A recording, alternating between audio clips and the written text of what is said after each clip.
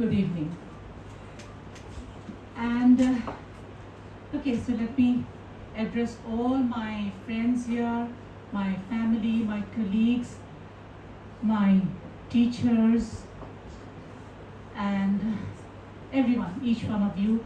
And on the days, Puri Hiloidari, Sahitya Academy Award winner, and my dear colleague for 22 years in Handicals College.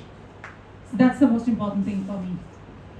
And Dr. Nilakshi Mohanta, who is my oncologist. And I didn't know before I entered State Cancer Institute, I didn't know her. But then she has become very close to my heart. And Bhargav, very young entrepreneur, 24 years old, a very young one, but doing a very good job. Because he's an engineer. He could have looked for a job, he could have searched for a job, but then no, he decided to become a publisher. Dipanjan, Secretary Northeast Writers Forum, and Northeast Writers Forum very dear to us, who had founded it, founder member. Now about this book, I don't intend this book to come out as a cancer survivor. I'm not a cancer survivor. And I'm still into my chemo cycle. In fact, day after tomorrow I have my next chemo. And if you look at it, no one is a survivor. In this world, we are not going to survive. But that doesn't make things gloomy. Because when you know that you're not going to survive, you have to live every moment, each moment, and be happy about it. So no one expects that something like cancer will, come to you suddenly. It comes suddenly, silently. And that's why I've written everything that what I'm going to say now is there in my book, that we fail to examine ourselves, our body, taking it for granted that life is going to go on. Some people die. People die. We see around us. I don't die. And cancer comes to people, others, not to me. So we tend to ignore our body, ignore any signal. In fact, we wait for some signals. And then we go for a body checkup. Now, it was last year, February 16th, Saraswati Puja Day, when I decided that I would do a checkup. Why? Because I was feeling a heaviness at my abdomen, and I called up, as usual, Dr. Madhumita Pidas, my very close family friend. Throughout school, we have been together, and any small disease, any small sickness, I would call her. So she said, "Why do you want to go?" I said, "Who knows, maybe I have cancer." "Okay, if you think like that, just go and get a checkup and rule it out." So I was there, and then I was told that, well, things are not good.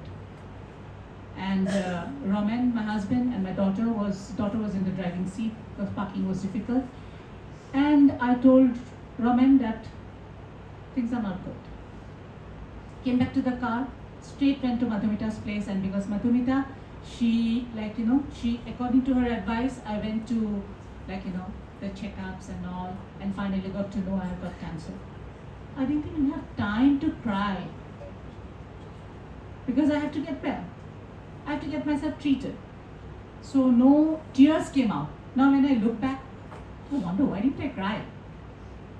But what's there to cry about again, to think about it? I have to get myself well, to be treated.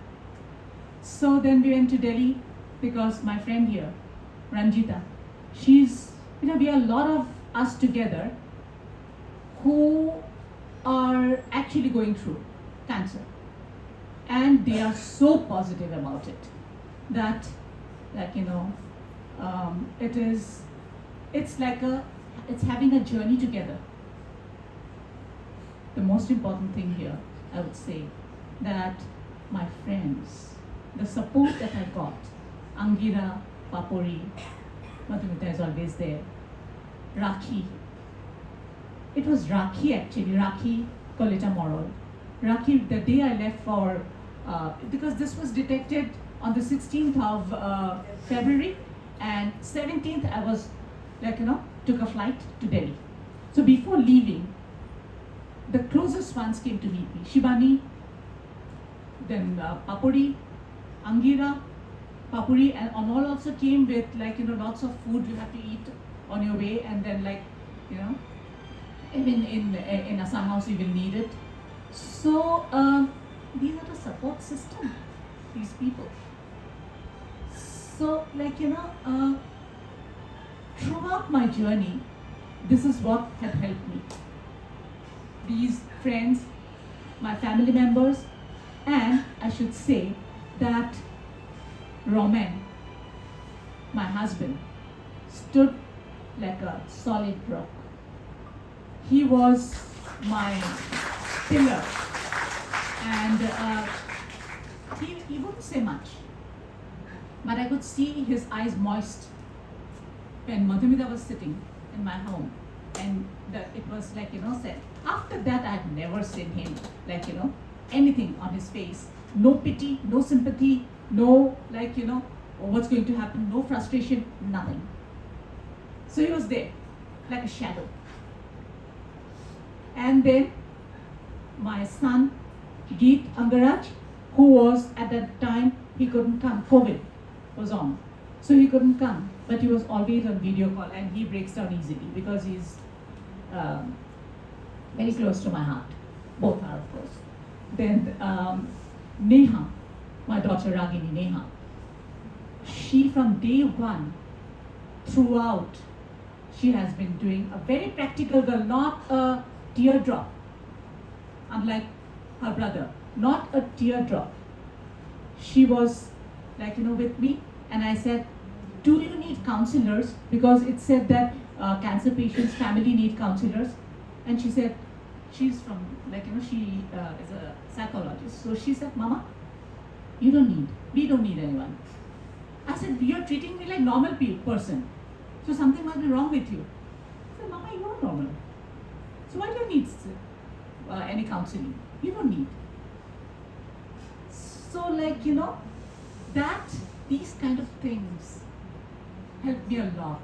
Malavedu there, my sister-in-law, always taking after, caring about my food. And Pakori and Angira, all the time they are sending food. And then Shivani is there, Rakhi, throughout in Delhi, Rakhi would send food, home cooked. And yes, I have to mention that I believe in alternate healing. Because as a doctor had said, there are some certain things that you don't know about. Don't know means it doesn't exist, it cannot be.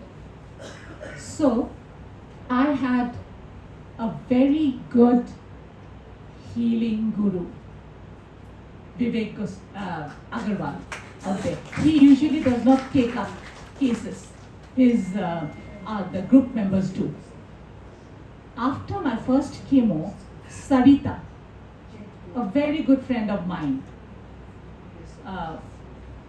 former flow chairperson. So she actually introduced me, got me connected to Vivek Agarwal. And after my first chemo was terrible, after effects. But then it became much easier for me. After effects, because I hear a lot of pain, lot of suffering. But thankfully, fortunately, because of his healing, I did not face that much pain. The pain was there, of course, but that much of side effects. Till today, Vivek ji is doing this for me. As I said, I have my chemo day after tomorrow, and morning I'll just message him, Vivek ji, today I have got chemo. God bless you, nothing will be wrong. He writes back. So, this is not my journey alone. That my journey through cancer is not a lone journey. Throughout my journey, I had my friends, closest one, Avanti here, and lot many I will not name now here. There are so many who are present here, each one. sending me foods, giving me company, even in name care, like when I had to be admitted. Then too, they had been by my side. My colleagues Tashrina and then Rashmi and Archana, they had come to meet me. And yes, why, you may ask, why did I choose State Cancer Institute? Because B. Borua would have been, it's a known. And I'm so grateful to Surojit Borua, my Koka, or my Dada, whatever. So, he actually said, Rashni, don't worry, you just come to B. Borua, I will get everything arranged for you. But even Dr. Amal Kotoki, and they had asked me to go there. I'm so thankful. But I thought this is nearer, I don't know why, maybe destiny. So and it's nearer to me, new, so why not try? Because Nilak, I've heard a lot about her. And when I talked to her, I felt positive vibe. She's always very positive. So we would get to, when she comes to my bed, we spend more than 20 minutes talking, chatting, not of cancer alone. Sometimes I forget to ask the important questions that needed to be asked. Then I go home and remember, oh, I didn't ask about whether I should eat this, whether I should do that, because we are so busy talking about other things. So that is how this journey has been for me. And from me to you, in my chapter, I had written that I think we should all get our body yearly checkup. Whether you are in good condition or you have some problem, you should get. This is something I didn't do. And in fact, in my department, I was very proudly telling my colleagues, see, I have thinned down. And Tashina would ask, Darashiba, can I get khinala? Because without exercise, I went proudly. So I said this with so much of pride, vanity after all. So it's my love handles are gone. And I'm totally fit. Actually, that was a sign. You're losing weight without any cause, without any reason. There is a cause. There is a reason. So that is how we tend to neglect ourselves. And I won't go on much. If anyone needs to ask anything, you can, but I don't want to go on much because everything I said today, it's there. More than that in my book. And my book is it is, as Rakhi had told me, write whenever you feel like. I was in the airport waiting for the plane, started writing. I was outside the corridor waiting for Dr. Rama Joshi to call me in. And there I was writing. And when we were called in, and there were such moments when we were called in, the doctor who is an assistant of Rama Joshi, Dr. Rashmi Bora. So when my husband got to know Bora, and we went inside the room, Ohomia? That is usual. So Ohomia, and she said, yes, Kurpora. And they started talking about Shillong, because she's from Shillong. And I was waiting when he would start talking about me.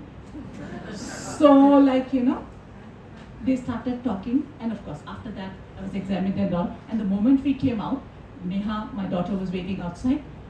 What did the doctor say, Papa? And Papa said, she's from Shillong. And she said, her mama actually is my friend. And I look, Papa, what did doctor say about mama? So these are the things which it's there also in my book. He has this habit, not habit, he doesn't remember names and he doesn't remember faces. So Naresh of chemotherapy department, he had helped me a lot. He's not a doctor, but he's a very good connection. And we were talking to him, so he asked some papers to be Xerox, and I told him after it got Xerox, Naresh said, you come to my room. And I was doing something else, was required of me, and I saw Bubu waiting, Raman waiting. I said, what are you waiting for? I'm waiting for Naresh. Where? That person? I said, how did you think that person is Naresh? Because he's wearing the blue shirt. And Naresh is wearing the blue shirt. so these little things, part of life. And I intend, as I said, to enjoy every moment. And we don't know. Next trip, whatever will be, how many days here I am, and how many days to go, we all do not know. And then, if there's a next trip, no visa, thankfully. So, you just go, and I like watching the videos, life after death. There'll be another dimension, another world. That would be something interesting, I think. But then, till then, I need to enjoy here. Every moment. Live every moment. Thank you.